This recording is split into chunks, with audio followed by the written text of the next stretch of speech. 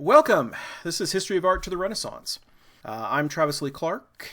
Just a little bit about myself. I initially got my PhD, and there I am, so you know what I look like. I really hate doing the picture-in-picture. It's much more comfortable to do these in my sweats, and I don't have to justify it to anybody. But I got my PhD at Temple University, and I was working on medieval manuscripts. Specifically, I was working on manuscripts here at St. Catherine's Monastery. This is located in the middle of the Sinai Desert in Egypt, and this is the location where Moses saw the burning bush. If you've ever been there, you know that the true miracle is not that he saw a burning bush, but he saw any bush at all, because it makes Utah look like the Cambodian rainforest by comparison. It's really bleak and dry. But that's actually a good thing, because it means that the library they have there has beautifully preserved manuscripts. It's a perfect climate for preserving manuscripts. Here you can see me 15 years previous, 20 pounds lighter without the goatee. When I was there, all of the pilgrims referred to me as Capello to Indiana Jones, which is a little bit insulting. But I stayed right in this little apartment right here, right there, and I did research on a manuscript known as the Christian Topography, which is wonderful illustrated manuscript from the 10th century. Here you can see Moses receiving the law, and there's Moses in front of the burning bush. So I did my dissertation on that, but I also did research on Islamic manuscripts. Islamic manuscripts are also very fabulous. Here's this wonderful Safavid Persian manuscript. This one is from the 16th century, and this one is in the court of Geomars. Geomars was the first man according to the Persian tradition, and so here you see him dressed in animal furs. This thing is just dazzling. Holy cow. Beautiful stuff. If heaven doesn't look like a Safavid manuscript, I don't want to go. But then I also had a little bit of experience in Indian art. I studied under Kurt Barrett, who's currently assistant curator at the Metropolitan Museum of Art, and he did work on Gandharan art. Well, all things eventually come to an end. Although I was a lifelong student, in 2008 I actually graduated, and I had to get this thing called a job. So I actually went to a small school in far west Texas known as Sul Ross State, and they asked the wrong question in my job interview. They asked, could you teach or can you teach Latin American art? And I said, yes, I can.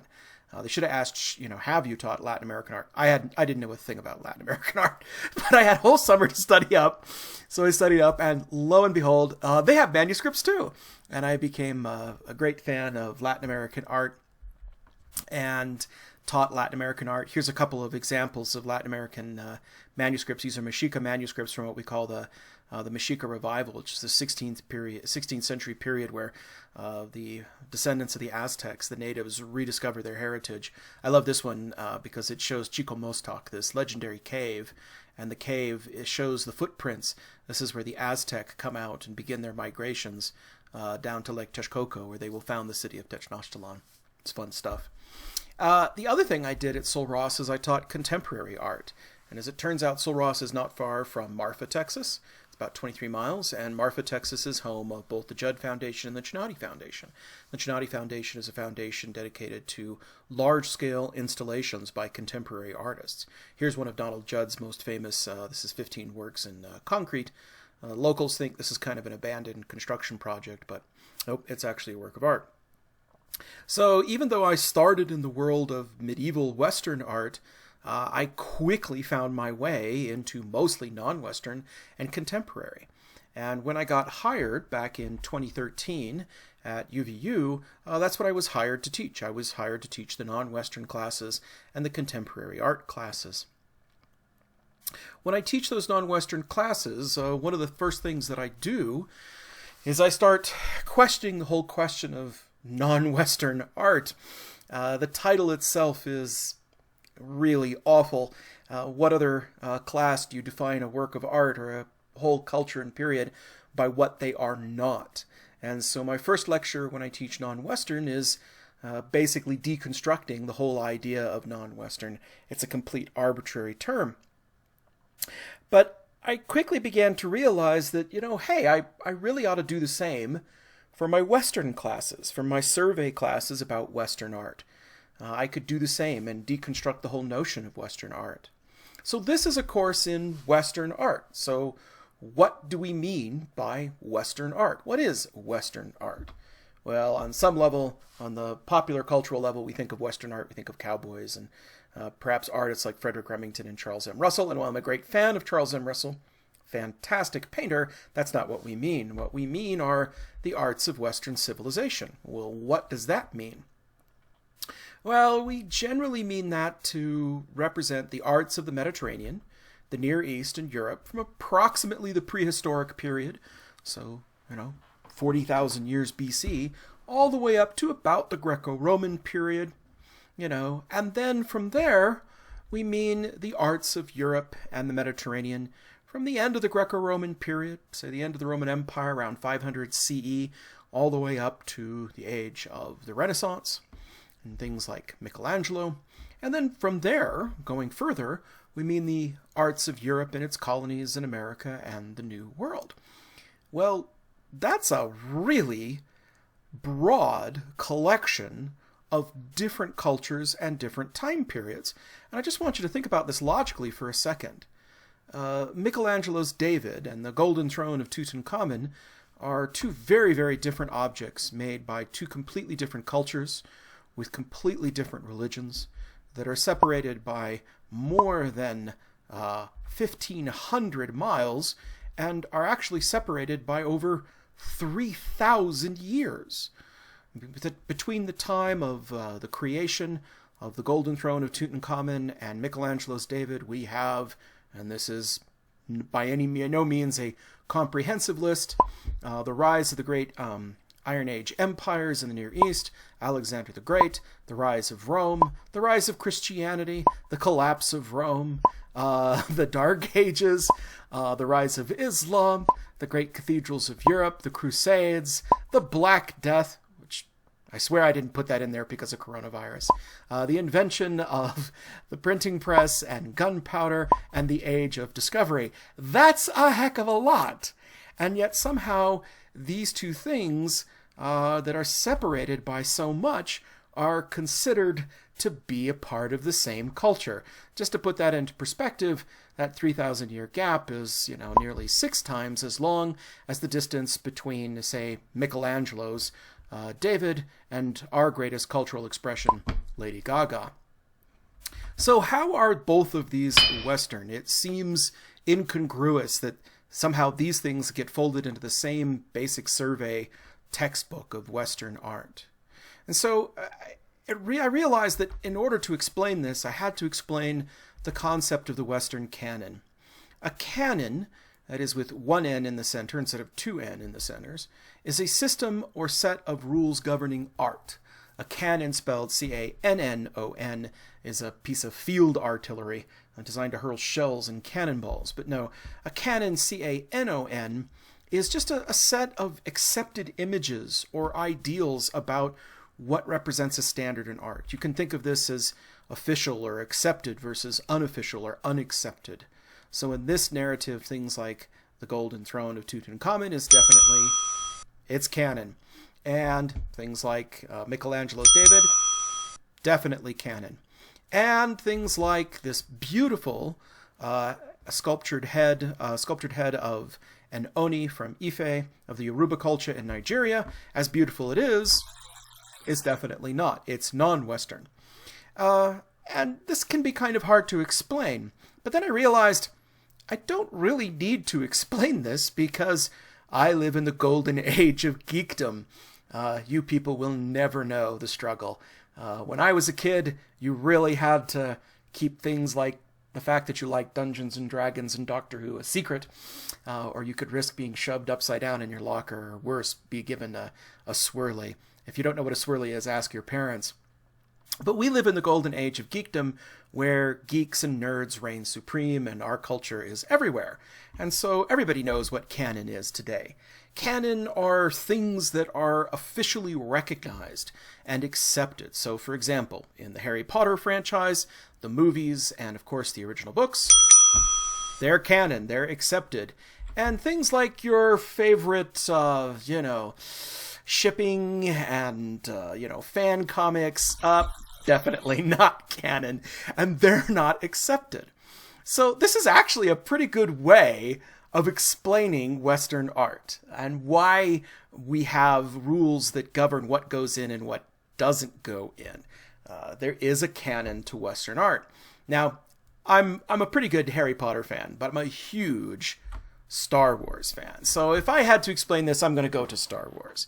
And one of the things that's really interesting about Star Wars is that the canon on Star Wars is constantly changing. Hopefully you recognize these characters. Most of you probably recognize the character on the left. This is Daisy Ridley and her performance as Rey, who has been the star of the latest Disney, Star Wars trilogy. But many of you probably don't recognize the other character. This is, of course, Mara Jade. And those of you who do know Mara Jade, you are now and forever my brothers. Or sisters, as the case may be. Mara Jade was, in fact, originally a character out of the Legends universe, or the expanded universe, as those of us who know it and loved it like to call it. And Mara Jade was the wife of Luke Skywalker. But she's not canon now. She's actually been removed from the canon. So we have this strange thing where characters that were once canon are no longer canon, and characters that weren't canon before suddenly become canon. But now we're in a kind of a nebulous place because I hear rumors there's going to be a series and they're going to bring Mara Jade back. And so Mara Jade might get restored and become part of the canon again. And then that raises the question, well, can Rey be removed from the canon? To work all through this, I have to explain something. A long time ago, in a galaxy far, far away, there was this thing called the Expanded Universe. And the Expanded Universe was a series of novels, comic books, and other things that basically expanded on the original Star Wars trilogy. Oh, if you haven't read Splinter of the Mind's Eye, it's great. Makes no sense in the Star Wars universe today, but it's a great book by Alan Dean Foster. And this is where people like, Mara Jade and Admiral Thrawn get introduced. And once upon a time, everything in the Star Wars universe, in the Expanded Universe, was canon. Mara Jade and Thrawn were both part of the accepted canon. But then came the dark times, when Lucasfilm was bought by Disney. And Disney did a very controversial thing. They got rid of the Expanded Universe. And so away went Mara Jade, and away went Thrawn. And they brought in a whole new set of characters, largely so they could sell merchandise and new toys. And this made a lot of Star Wars fans really sad because some of their favorite characters were gone. And I know a lot of people are really anxious about the current state of the Star Wars universe, but it does appear that there is hope on the horizon with The Mandalorian. That we are all anxiously waiting. I should just rename the thing Baby Yoda. I swear, that's what we're watching for. It's not The Mandalorian, it's Baby Yoda. But then another interesting thing happened. Star Wars and Lucasfilm and Disney, especially, the mouse realized, hey, if people want to give us money, who are we to say no? So they took all of that Star Wars expanded universe and they made it into Star Wars Legends, meaning you could still buy it, you could still enjoy it. It was kind of quasi-canon. It wasn't really canon. And they also brought back a lot of important characters, like Admiral Thrawn. Admiral Thrawn starts showing up in things like Rebels and other franchises. So suddenly he's back a part of the canon, and who knows, maybe Mara Jade will be part of the canon eventually in the future, but for the moment, she's not. But this raises the question, what sets canon? Who decides the Star Wars canon? Well, there's a bunch of authorities and legal entities to start with. There's a Lucasfilm and Disney, of course. They own the copyrights on these things. And if you abuse that copyright, you could get into trouble.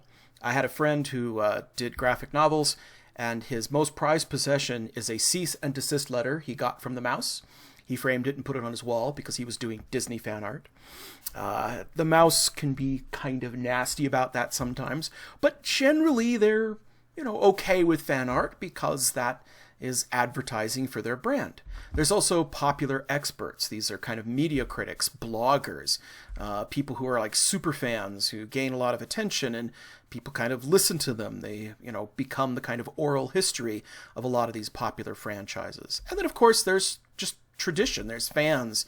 There's this kind of collective consensus of the fans of what is or what isn't in. Everybody has their own head canon, where there's things that they accept and things they don't accept. I know that for some of my brothers, the prequels are just apocrypha, and they don't even speak of the Disney trilogy. Some of us are a little bit more liberal in that regard. And this is really not all that different from Western art. So who decides what gets in or out of the Western canon of art? Well, you have authorities and legal entities. These would be academies, museums, etc. There are lots of institutions that own this art, and they have a vested interest in making sure that their art is the stuff that you remember. I mean, the Louvre wants you to come to the museum. They want to be known as this reservoir of Western culture and knowledge. There's also popular experts, people like me. Teachers, art historians, museum curators who want to educate people. We are certainly people with our own opinions who want to champion certain works of art over other works of art. And then, of course, there's also tradition. This view that, just the stuff that stands the test of time. You can put a stuff in a museum. You can have a fancy art historian like me talk about it all you want. But at the end of the day, if people aren't coming to see it, it's not going to stand the test of time. So I like this because it means that, art historians like Vasari and Winckelmann and Meyer Shapiro are more or less just fanboys. They're just not fanboys of things like Star Wars and Harry Potter. They're fanboys of art. And like fanboys everywhere else in the world, fanboys get together and decide, have these arguments. If Superman and Spider-Man were to fight together, who would win? If One Punch Man and Goku, actually paired off, who would win that? The answer is One Punch Man. But other than that, they have these kind of intense arguments. And while it may seem a little silly, art historians have the same kind of arguments. Let me give you an example. Believe it or not, this work of art that you're seeing here was once one of the most famous works of art in the world. And that's probably surprising to you because I'm betting most of you have never seen it before. Believe it or not, this work of art was as famous as Michelangelo's David and was regarded as the pinnacle of Western art. Winckelmann, one of the great art historians, called it the epitome of grace, noble simplicity, and quiet grandeur. And so that meant it was not just in the canon, it was the very defining aspect of the canon. But by the 19th century, tastes had changed, and 19th century critic John Ruskin came along and called it positively bad. And so the thing was removed from the canon.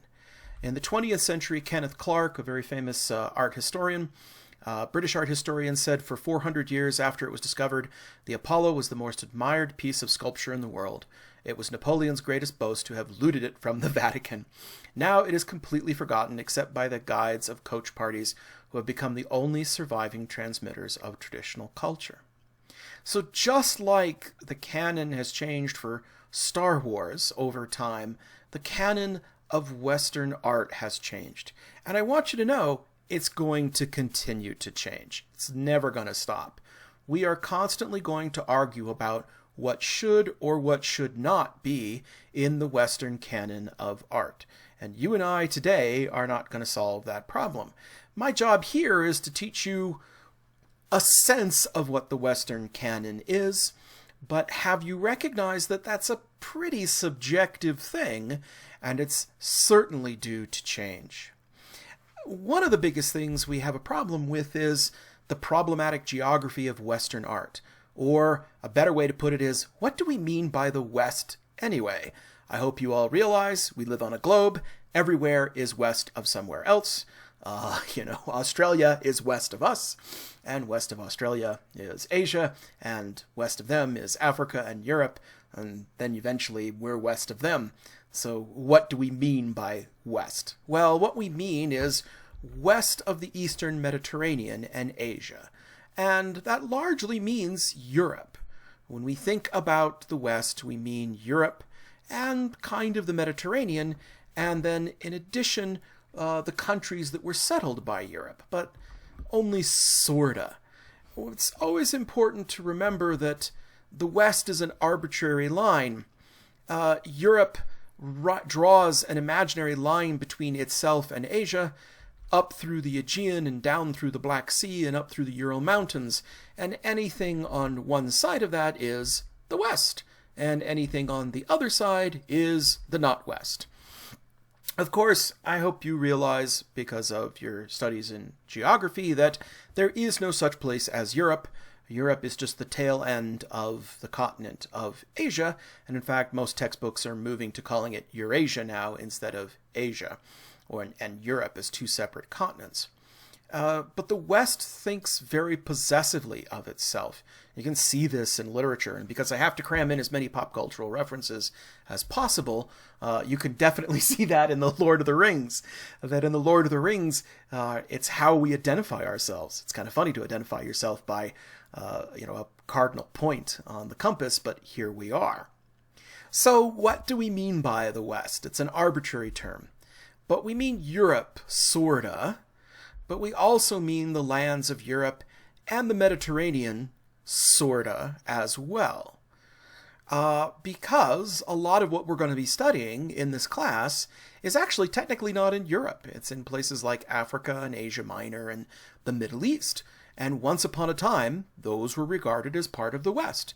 But they're not regarded as part of the West today. So how did that happen? Well, let's start with the basics. Generally, when we think about the West, we talk about regions dominated by European peoples, descendants of Indo-Europeans who settled in Europe and the Mediterranean. And in particular, we're talking about the cultures of Greece and Rome.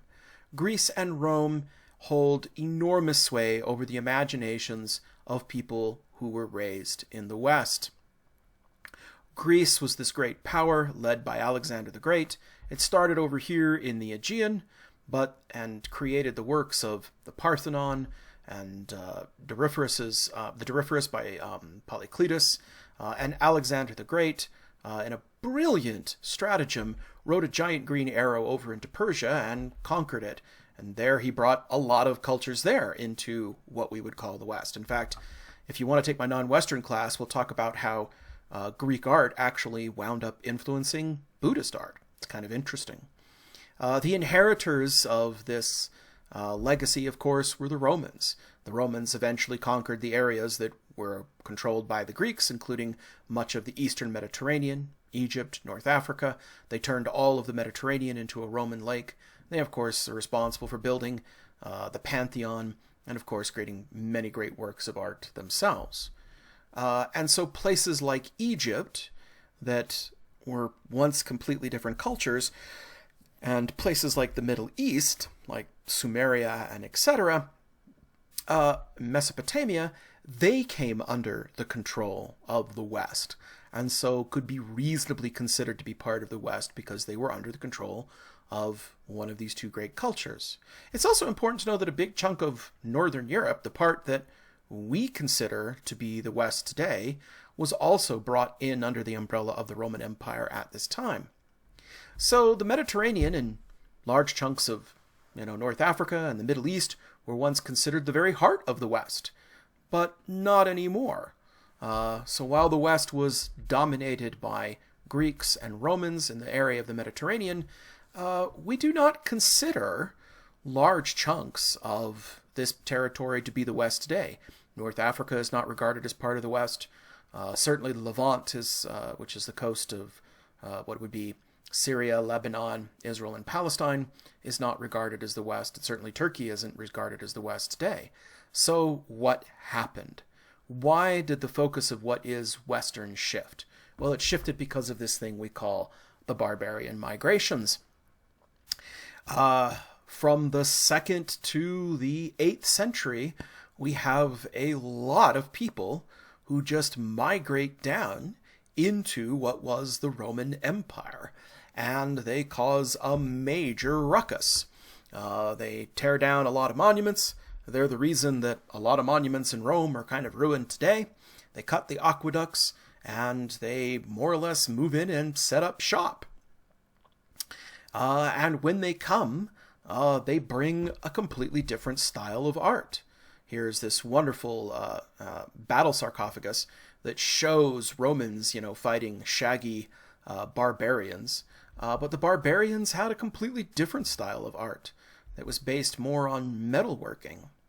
Now, I do have to stress this because we do live in Utah, and because I can't see you in person, I can't speak in generalities, but chances are, if you are from the state of Utah, you are a descendant of these barbarians. I mean, let's face it, Utah is one of the premier members of the Legion of Pale.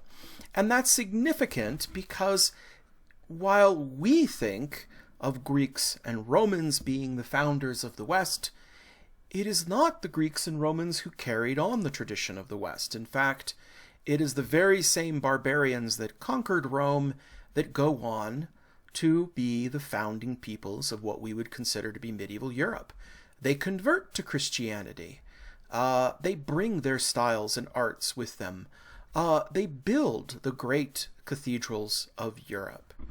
And so you see that you have a complete shift from one ethnic population to another. So the West has never ever been bound by race or ethnicity necessarily. And it's strange because in several ways, Western civilization has jumped ship twice. If we think of Western civilization as starting in the ancient Near East, it jumped to the populations of Greeks and Romans in the classical period, and then with the fall of Rome, it jumped from Indo-European peoples living in southern Europe to nomadic Germanic tribes that were relative newcomers to the area. So that was the first thing that happened that kind of shifted the paradigm and moved us away from a focus on the Mediterranean more to a focus of Western and Northern Europe. But there was also something else, and that is at the same time the barbarians were kind of taking over the northern half and the western chunks of the empire, the eastern and the southern chunks of the empire were lost to the Islamic expansion. We have the development of a new religion, and this new religion spreads like wildfire across North Africa, taking areas that were once Christian.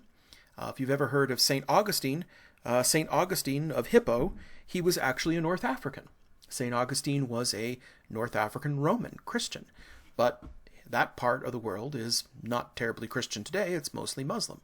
And in fact, these Muslims actually conquer well into Europe, where they build beautiful structures such as the Alhambra, and they stay there for many hundreds of years. This, of course, causes enormous contention between the East and the West. It's kind of hard to consider this part of the world that was once part of the West to be lost, and so we end up with a whole series of things we call the Crusades, where Christians decide to reclaim territory that was once there, specifically in the Holy Land. But it doesn't much come to anything, and in fact what we see is that eventually Islam expands back into territories that had long been considered European, such as Bulgaria, Hungary, and elsewhere.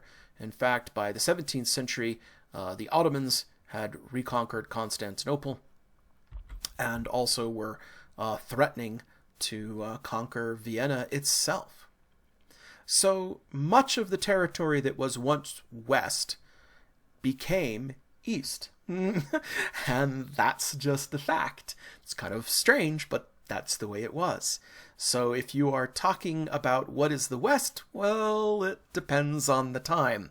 Because if you're talking about, say, the 5th century CE, that is 500 years after Christ, then definitely the places that we call Israel, Palestine, Egypt were definitely part of the West. But by the 7th, 8th, 9th century, and well into the 20th century, by the way, you can see by the numbers there that the Ottoman Empire and the Muslim world did not significantly retreat until the 20th century. So, if you're talking about any time after that, it's definitely not West. So you have to know what period or what time period you're talking about before we can decide whether it's West or not. And then we get the age of discovery. In the 15th, late 15th, and early 16th century, we see a huge expansion of European power and influence. Of course, you have the great voyages of Columbus, but also you have the conquest of Mexico and the conquest of Peru, and this begins the era of European colonialism, where the definition of West is expanded to all of the territories that it eventually conquered. And it is important to recognize that they were conquered by means of violence or pandemic. And again, this is relevant to all of you. Some of you may be taking this class out of state, because you may no longer be in the state of Utah, but if you are from the state of Utah, or if you are currently in the state of Utah listening to this lecture, it's always important to remember that the chunk of land you're standing on was not part of the West once upon a time.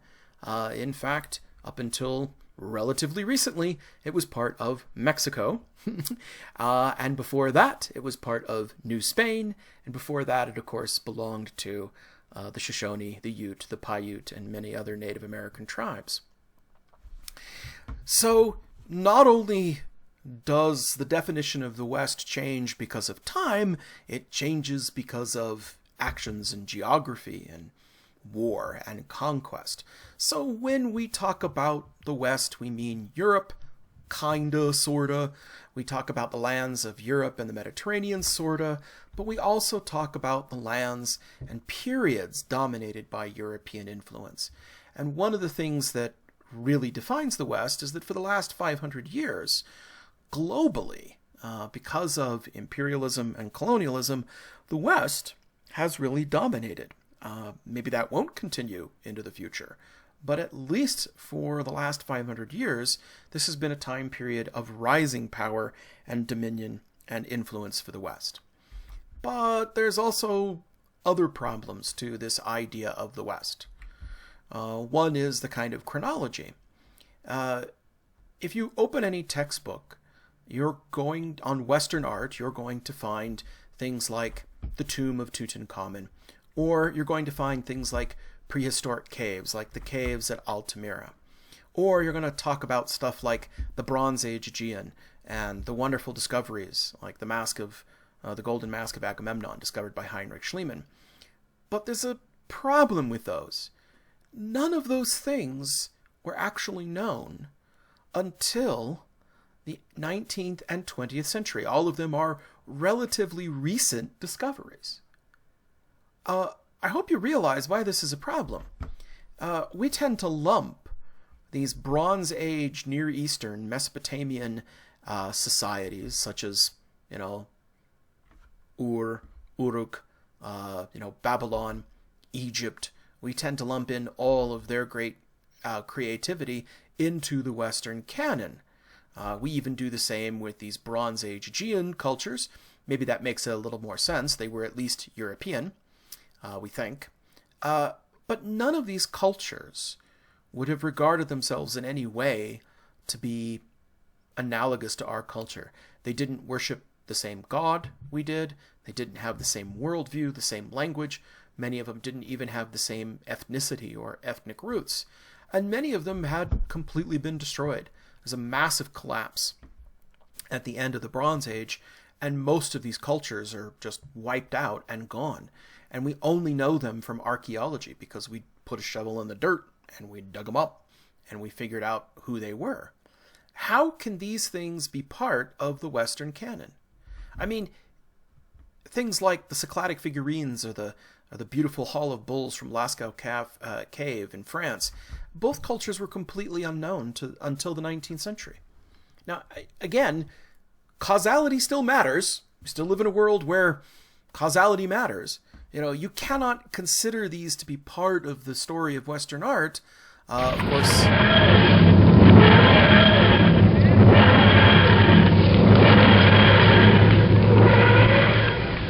Boy, that was loud. So you can't consider them to be part of the canon of Western art unless you believe in time travel, unless you have a TARDIS in your back pocket. So why are these things part of the Western canon? The people who made the caves and the art in Lascaux Cave, they probably weren't even Europeans. They were probably long since gone before our ancestors even showed up. But you open up any textbook and they're going to show you the prehistoric cave paintings from Europe first. So here is the problem. Not only do we mean Europe, kinda, the lands of Europe and the Mediterranean, kinda, sorta, the lands and periods dominated by European influence, we also there's a whole bunch of stuff we claim just because we like it, just because we think it's cool, and it satisfies our sense of self. And it's important to remember that this is constantly changing, that the West means different things to different people at different times. We also have to consider that maybe the whole idea of Western identity is a myth. I love this map from the year 1900 because it shows all of the various nations of Europe as different animals or creatures, and they all hate each other. They are all at each other's throats, and they can't stand each other. So it's not like the West is some unified thing. In fact, as has been demonstrated by the recent Brexit phenomenon, not even Europe is all somehow together. So maybe we overstress this idea of Western civilization. Maybe it's not really a thing at all. So if we go back to this standard definition of what is Western art, it seems really unsatisfactory. It's an unsatisfactory way of defining it. It's very, very arbitrary. You know, that these regions at these times, but not these regions at this time, and this stuff because we like it, but not this stuff because, well, we like it, it may not be in this area. So I think a better way to think of Western art is that it's the arts of European heritage, or a better way I think is European identity. That is, it is art created by Europeans, or their descendants and inheritors, art by non-Europeans that was influenced by Europeans, art by non-Europeans that influenced European art, art of historical regions dominated by Europeans, but also a whole bunch of stuff that we just kind of like. That is, it's stuff that appeals to our European sense of identity, our European sense of art. And so Western art is really, what we mean by Western art really, is the visual culture of Western identity. And it's kind of hard sometimes to figure out why something is or isn't in the Western canon. I mean, when you look at Michelangelo's David, it's created by a European, it's created in Europe. Okay, we'll give it that. It's definitely European. But this isn't created, the throne of Tutankhamun isn't created in Europe, and it's certainly not created by a European. So you would think not, but in fact, it was created in an area dominated by Europeans, both anciently and modernly. Anciently and in modern times, Europeans controlled Egypt and was very influenced by it, so okay, we got to give it a pass. Egypt has always had a special fascination for Europeans. You have these beautiful lithographs by David Roberts. But that's not even the most, ancient example. Here's this wonderful work of art that was done during the Greco-Roman period, where you have this fusion of Greco-Roman and ancient Egyptian culture. The Greeks and the Romans had a great reverence for Egyptian culture because of its antiquities. This is the facade of a building that comes from Paris. Napoleon went to Egypt and he brought back a lot of Egyptian art, and this greatly influenced art in Europe. So it definitely influenced European tastes, and it definitely appealed to European tastes. And so for all of those reasons, we would consider it to be part of the European canon or the Western canon. But I always got to bring up a counterexample. What about Spain? For 700 years, Spain was under the control of Muslims. It's called Al-Andalus. And they built many great, wonderful artifacts there. One of the most famous is the Alhambra Palace. The Alhambra Palace is this beautiful palace. There's these beautiful carved stucco portals and porticos. And it's important to remember that the people who made this were Muslim, but they had been living in Europe for centuries. So centuries, that counts for something. So was it created in Europe? Heck yeah, Spain is in Europe, last I checked. Was it created in an area dominated by Europeans? Well, at the time, maybe not, but certainly is now. Did it influence European art? Absolutely it did. When the Spaniards reconquered Spain in 1492, They didn't tear this down. In fact, they loved it and they preserved it. Charles V built a big, gigantic palace right adjacent to it so he could use it as administrative center whenever he was in Spain. And so definitely it influenced it. Did it appeal to European tastes? Oh yeah, you bet it did. There was a whole new style that was invented in Spain called the Mujahar style, which was influenced by Islamic art. So it definitely met that. Was it created by a European? Well, is a Muslim living in Spain whose ancestors and parents and grandparents and great-parents, grandparents and great-great-great-grandparents lived there for generations? Is he a European? You would think, but maybe not. You know, there was this whole conflict between Islam. The Muslims came in and they kicked out a bunch of people. Those people were the barbarians that eventually converted to Christianity. And so, maybe, who owns the land? If you want to use those kind of qualifications, well, I hate to break it to you, but none of us have any claim to the territory we're standing on either. At some point, everybody has been replaced by everybody else. So, this is 3 out of 5, not bad. You would think maybe this would be therefore European, but nope, it doesn't show up in the textbooks. It's not regarded. And I'm not so sure this is a fair thing. Let's go back to this period of the Ottoman Empire. Remember, the Ottoman Empire had control over a big chunk of what we consider to be Europe. And this is Mehmed II. This was the guy who conquered Constantinople. But this painting that you're looking at was actually painted by Bellini. Bellini was an Italian painter from Venice. And Mehmed II considered himself to be the Caesar of New Rome. In fact, the name for this territory by the Turks was Rum, which is how you say Rome in Turkish. Now, I know we think of Rome as being in Italy, but they think of anywhere that was once part of the Roman Empire to be Rum or Rome. And he considered himself to be both Sultan and Caesar. He considered himself to be a European. That's kind of strange. We wouldn't think that, but that's how they thought of themselves. And he very much prized European art. You can see it. I mean, he gets himself painted by a very famous Italian Renaissance painter.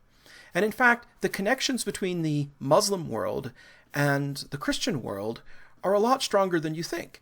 And you probably have a good demonstration right in your living room right now. You all probably have something in your front room called an ottoman. Now, an ottoman is a little kind of tufted thing that you put your feet up on when you're sitting on your couch.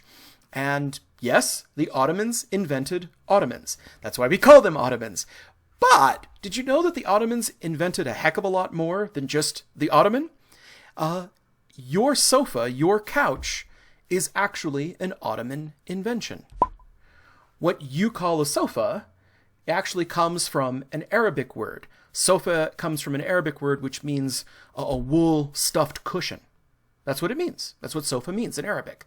And the French word for couch, divan, actually comes from a Persian word, diwan.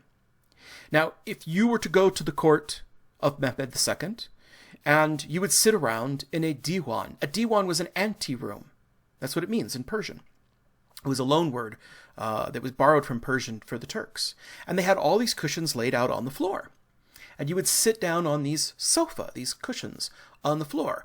But, getting up from a cushion on the floor is kind of a pain in the butt. So the Turks said, screw it. Let's just make a wooden frame and let's elevate these cushions off the floor so that we can sit more easily. And so the couch, this thing that we think of as this American is apple pie, is actually an Ottoman invention. And of course, not only the couch, but the ottoman as well, because if you're elevated up on a couch, you got to have something to put your feet up on. And you also need the coffee table, because if you're not sitting on the floor, you need a place to put your coffee. And they also gave us coffee. I know that's probably not so important to people from Utah, but trust me, this is a big deal. Coffee was probably invented in Ethiopia, but it was the Turks who brought it to the forefront. They were the first to have coffee houses. And in those coffee houses, I kid you not, they had annoying hipster beatnik poets too who would get up and do poetry while people sat around and drank coffee. And so virtually everything in your living room, with the exception of the big screen TV, the big flat screen, comes out of an Ottoman living room. These were Europeans traveled to the Ottoman Empire. They saw these wonderful inventions. They certainly liked coffee, and they brought this all back to Europe and then exported it all over the world. And you probably didn't know that. You probably didn't know how much of your daily life is actually functionally Islamic and not really European. You can see the same thing in European art of the Renaissance. This is another wonderful painting. This is, again, painted by Bellini, and Bellini painted the Madonna and Child. This is the Blessed Virgin Mary. Well, if you're going to paint the Blessed Virgin Mary, you want to make sure that she is painted on the most fabulous textile that you can produce. And so he painted her on this beautiful rug. In fact, this rug is called a Bellini-style rug. But the rug actually comes from central Anatolia, in the middle of what is modern-day Turkey. And the rug is an Islamic artifact. In fact, it's an Islamic prayer rug. Let me just grab the pen here. This thing here, I can't really see it because I'm writing in red. Let's go to white. This thing here is meant to represent the mihrab, or the prayer niche. This is meant to represent the wudu, or the ablutions fountain, where you would wash your feet before you go into the mosque. These are supposed to be lanterns hanging from the mosque. This is a very Islamic artifact. And here it is being represented under the feet of the Virgin Mary. Did Bellini know this was a Muslim artifact? Yeah, vaguely, but he didn't know the religious significance. Had he known that this was so important to Muslim religion, he probably wouldn't have put it in a picture with the Virgin Mary. In fact, some artists of the West copy these rugs so perfectly, they actually copy the Islamic calligraphy on the rugs. So sometimes you'll have the Virgin Mary and she'll have an inscription on a rug over her head, and it'll say the Shahada, which says La ilaha illallah ashhadu Muhammadan Rasulullah, which is, I declare there is no God but God, and Muhammad is his prophet. That's probably not something anybody would intentionally put behind the Virgin Mary. So we have a lot of evidence, both in the Ottoman world and in the Renaissance, that the Muslim world was tightly interconnected with the Christian world. They had huge trading contacts with each other. And even though they fought each other and they were at war with each other, you can see the influence from one culture bleeding over into the other.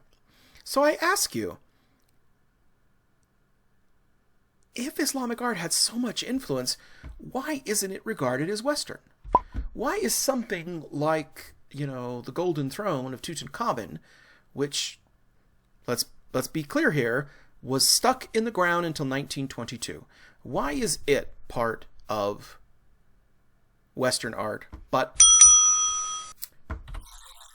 something like an Islamic rug is not? And at the end of the day, you can't really justify it. It's kind of arbitrary. This rug is definitely there. I think a lot of this, of course, has to do with the great conflicts that existed, but also a lot of it has to do with how the West has thought of itself. Now, I do want to point out that a lot of Muslims have immigrated into both the United States and especially into Europe. There's lots of Muslims in Europe today, and I think as Europe gets older, it gets less conspicuously Christian, and we may see a change. We may see a change to where Islam is not regarded as outside of the West, but is somehow a continuation of the West. Muslims recorded Aristotle and Archimedes and many of the great Greek thinkers. Thomas Aquinas, when he worked on his great work, Summa Theologica, he was clearly working from a translation of Aristotle that had come from Ibn Rushd, who was this great scholar who came out of Islamic Spain, Al-Andalus. So there's a lot more connections than you would think. But at least for the time being, though, no, we're not going to do it. So at the end of the day, it really is arbitrary why some things are in and some things are out, and it's entirely possible that things that we think are in today may be out tomorrow.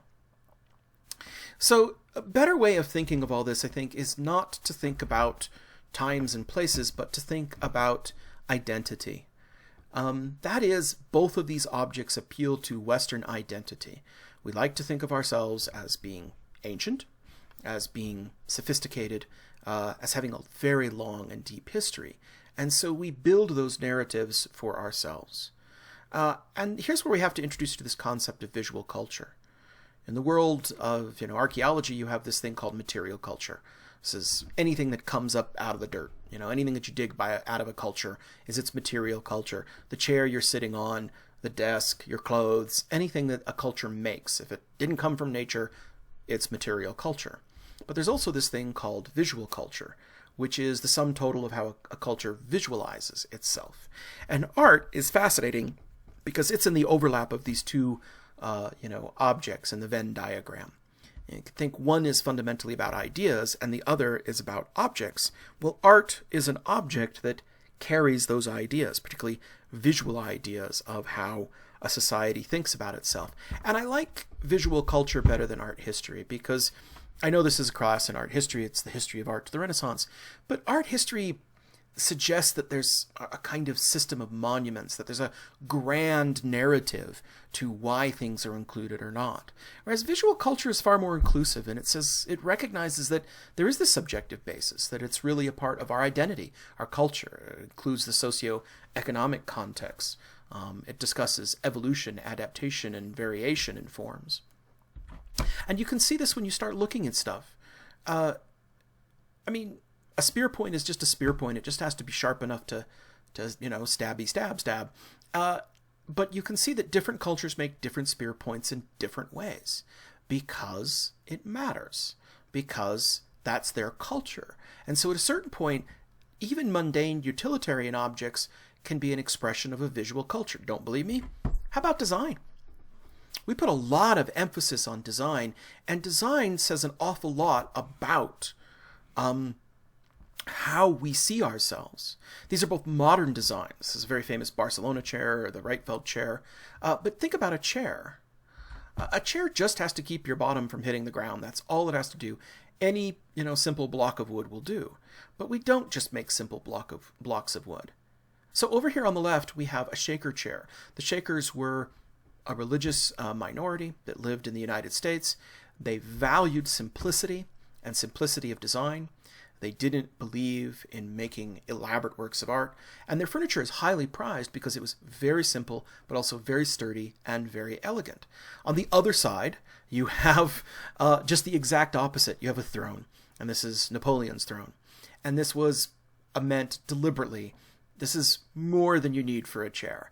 This is meant to communicate not just simplicity. This is meant to communicate grandeur, power, all of those things. So both of these two chairs perform the same function.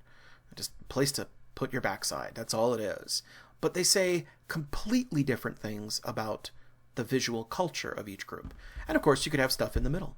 A Chippendale chair is a little bit elegant, but it's also a little bit, pragmatic as well. And of course, since you may have noticed that I'm into pop culture, I couldn't get away without chairs without bringing this one up. I love the Queen Elizabeth eyeing that chair. So this is a long way of saying that, a chair is never more, is always more than just a chair. Let's go back to this chair. I've been beating this chair like a dead horse this whole conversation. Let's talk about this chair. This chair is, of course, the golden throne of Tutankhamun. It was actually uncovered in his tomb. But you may have noticed that there's a scene on the back of the chair of a person sitting in a chair. That is, in fact, Tutankhamun. So this is a chair, an image of a chair on a chair. So it's chairception. Let's take a closer look at this scene of him on this chair. Because what you're seeing in this scene of him in this chair is he is sitting on this throne. Now, he is wearing the triple-feathered crown of Osiris, and his wife, and Akhsenamun there, is actually wearing the horns of Hathor. This is the guise of the goddess Isis. So they are dressed up. They're cosplaying. They're cosplaying as the god and goddess of the underworld. and the king and queen of the gods, and she is anointing his collar. Well, this is more than just cosplaying, actually. This is a very important religious function. The pharaoh was regarded as the nexus between his people and the world of the afterlife and the world of the gods. And so he took on the identity of the god. And so this is an investiture scene. This is a scene of him being invested with the power of a god. And because he's a god, he sits in a throne. And of course, the anointing is all part of that. It's all part of the symbolism of him becoming a god. So when we see this scene on the back of the throne, we can guess that that's what this throne was for. This throne is more than just a fancy chair. This throne is the throne by which he would perform these daily rituals, connecting his people to the gods and to the afterlife. The chair explains its function through its imagery. And that's what we mean by visual culture. Visual culture is this depth of meaning in all of these things. So, okay, all right, well, that's a good place to start off. What is the visual culture of Western art? What is the visual culture of Western art? Or what is the visual culture of European heritage? Or I think a better way of saying it is European identity. Another way of saying that is, how do Europeans come to see themselves? And the truth is, we see ourselves in very concrete ways. Some of these ways are stylistic, particularly until you get to the modern period. But particularly until you get to the modern period, Westerners will stress naturalism and monumentality of art. We like big art, not just little art, but big art. That's not true in all cultures. For much of the history of China, they preferred hand scrolls, small art, collectible art, art that was most of the time put away and not on display. But we love display. We love monumentality. Some of these things are contextual. Probably the biggest one is classicism and Christianity. Also this idea of progression or humanism.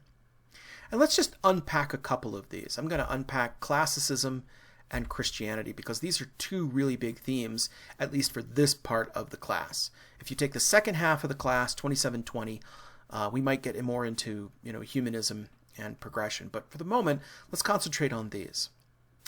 What do we mean when we say something is a classic? So I actually Googled this. I just decided I'll just Google classic and I'll see what comes up. What do you think came up? Put your bets in. Did somebody say classic cars? Because, yep, that came up. Classic cars was the first thing to come up. And the next thing to come up was classic rock. Yep, there you go. So what do we mean when we say something is a classic? When we say something like a 57 Chevy Bel Air is a classic, what do we mean by that? When we see that Queen is a classic band, what do we mean by that? We mean that they set a standard. They set a benchmark for a class. They are the thing that sets the standard for future generations. That's what we mean when we say what's a classic. Well, that's exactly what we mean when we talk about classicism in art. The first classics were the cultures of Greece and Rome. Greece and Rome set the standard for Western art.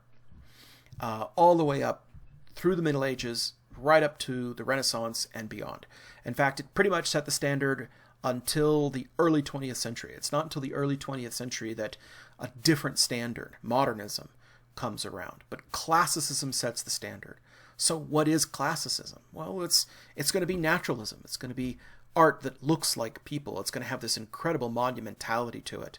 It's the classical orders. It's also all of the myths and stories of the classical world. Venus on her half shell and all the rest of it. And it's going to be defined by the cultures of Greece and Rome, the monuments of ancient Greece and the monuments of Rome, things like the Parthenon or the Colosseum. And for much of the history of Western art, the story is going to be the story of classicism.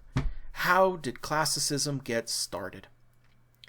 Who were the first people to make classical styled art with a concern, just this incredible concern for human anatomy and naturalism?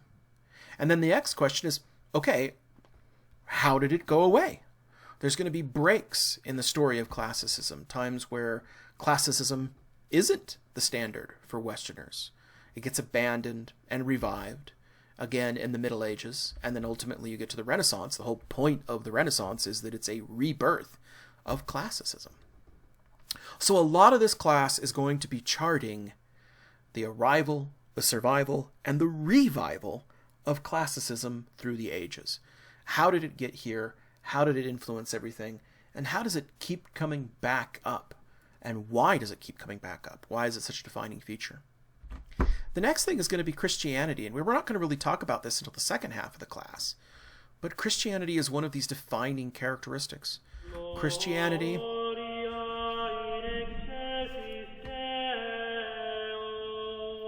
Christianity spreads extraordinarily quickly through Europe. And those barbarians who came in and conquered Europe eventually converted to Christianity. My ancestors were Vikings. They converted to Christianity. And so much of the conflict of the Middle Ages is the conflict between Christians and Muslims, but also Christians and other, Christians.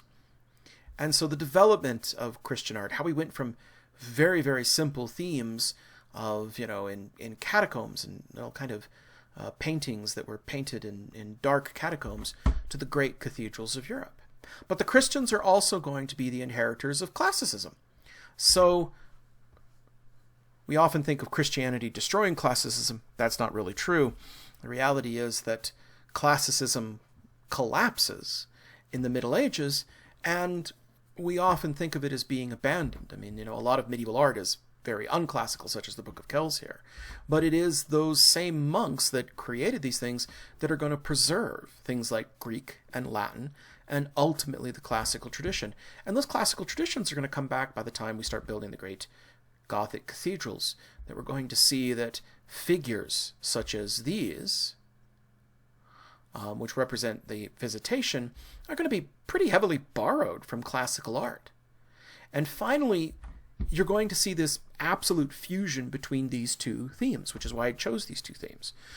That by the time we get to the Renaissance, the ideas of classicism and the ideas of Christianity are fused, and nowhere is that better demonstrated than in the Sistine Chapel, where the figures are utterly classical, but they're not classical mythology, they're actually stories of the creation from the Judeo-Christian Bible. So that's what this class is. It's going to be telling that story. What is the visual culture of the Western world? How do we decide what the visual culture of the Western world is? And how do all of these different and disparate voices get kind of woven into it?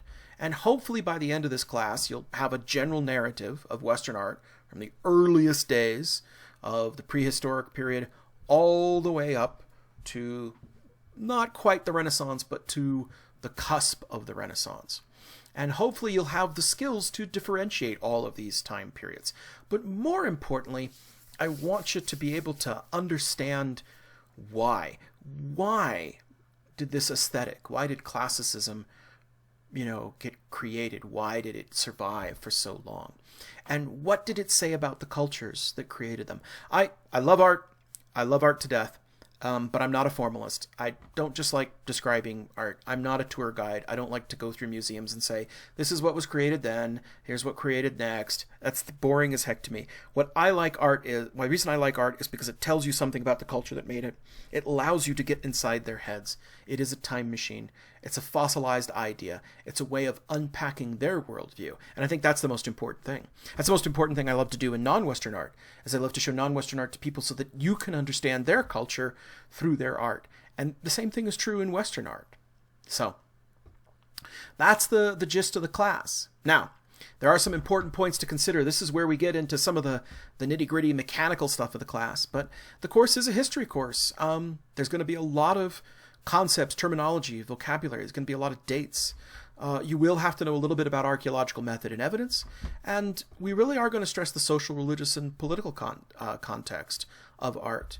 So first off, dates, periods, movements, timelines, chronologies, BCE, CE, BC, AD. You will have to know your centuries. You'll have to know some important historical events. And a couple of examples, let me just give them to you. Things like the death of Alexander the Great or the Edict of Milan. These are things, I also had the Black Death up there, but I think that's a little bit morbid considering the current circumstances, so I think I'll just skip that. These are important dates that you'll have to know because they mark the breaks between certain periods and styles of art. Let me give it to you. Alexander the Great. Alexander the Great conquered the known world. I don't know why he's doing it with a red arrow this time as opposed to a green arrow last time, but he conquered all the way into Persia. And he brought Greek styles and Greek ideas to the whole world. So we use his death as a convenient break between Hellenism, that is art spread by Greeks, and Hellenistic, Greek art by non-Greeks. And so events and historical figures matter. The Edict of Milan is just one of these big ones. I mean, Constantine the Great, if there's ever a guy who really impacted history, it's him, because he comes along and he allows Christianity to become a state religion. Notice I said a, not the. Paganism and Roman paganism and Christianity coexisted for 80 years together. It's kind of amazing. But he makes Christianity a state religion, and that means Christians go from building rinky-dink little house churches like this that aren't much bigger than my house to massive, large basilicas, places where lots of them can gather. So you have this change from small architecture to large-scale architecture. And that wouldn't happen if there hadn't been somebody like Constantine. So you do have to know historical dates. There's so many isms in art history. I got to apologize. Oh my gosh. There's so many movements and periods and isms that go on. Classicism, Hellenism, oh gosh. It gets even worse when you get into the 19th and 20th century. There's also stylistic terms, abstract, realistic, idealistic. And this is an important thing to remember. Remember, classical can refer to a period, that is the times of the Greeks and Romans, but can also refer to a style, such as this piece that we saw earlier. This is definitely classical, but it wasn't made during the classical period. It was made during the High Middle Ages. There's all kinds of parts and pieces of the whole that you have to know. There's ziggurats and step pyramids and tumuli and all kinds of things. When you get to cathedrals, it'll drive you nuts. There are naves, which is the center aisle. There are triforiums, which is these kind of strange sham galleries. There's ambulatories where people walk around. And I'm going to be using these terms. Now, in class, I always tell people, stop me, raise your hand, and say, you just used a word I don't know. Please, can you define that? We can't do that here, but these will be in a discussion group, and you can ask questions in the discussions, and yes, I will see them and I will answer them. I know that I tend to speak somewhere around the speed of a Longhorn auctioneer mixed with a meth-addled game show host. So I know that I can be really hard to understand. So please, ask me a question, send me a message through Canvas, and I will explain. But it's important that you learn these terms because you will need to use them in your essays and your research or term papers. You'll also have to know about archaeological method, how we date things, why we date things. Some things we only know because of where they are in the strata. Basically, lower stratas are older than younger stratas, and so you can only get things like relative dating. That's really the only way we can date a lot of stuff in the Aegean period. And so, they'll break it up into early Minoan and middle Minoan and late Minoan. The old joke about a German archaeologist is if you give him a vacuum, he will break that vacuum into early vacuum, middle vacuum, and late vacuum. And it's really true. Sometimes we get scientific dating, and I'll have to explain this. Carbon-14, dendrochronology, ice cores. These are all different ways that we can try and peg the date of things. A lot of the things that we're talking about, we only know from archaeology. We only know them because we dug them out of the dirt. And so if you don't know a little bit of the science or the method of archaeology, you're just going to be lost, so you will have to learn it. And, you're also going to have to learn a bit about archaeological method. Some archaeologists, like Heinrich Schliemann, were very important, but they weren't exactly the most ethical guys. And, they kind of dug down until they found a bunch of shiny stuff and put it all in a box together and destroyed a bunch of information in the process. We try to be much more careful today. And so a lot of things that we think we know, we don't know because we don't have solid archaeology on it. He was very famous for excavating Troy, and here's his wife wearing all the jewelry he dug out. It's kind of funny. But here's the big one. We really do want you to know the social context of these things. This is not merely a chronological reiteration of the artistic production of the Western world. We really want you to understand that this is a way to understand these cultures, a time machine, a fossilized idea, a way to get in their head. And hopefully we can do that for you.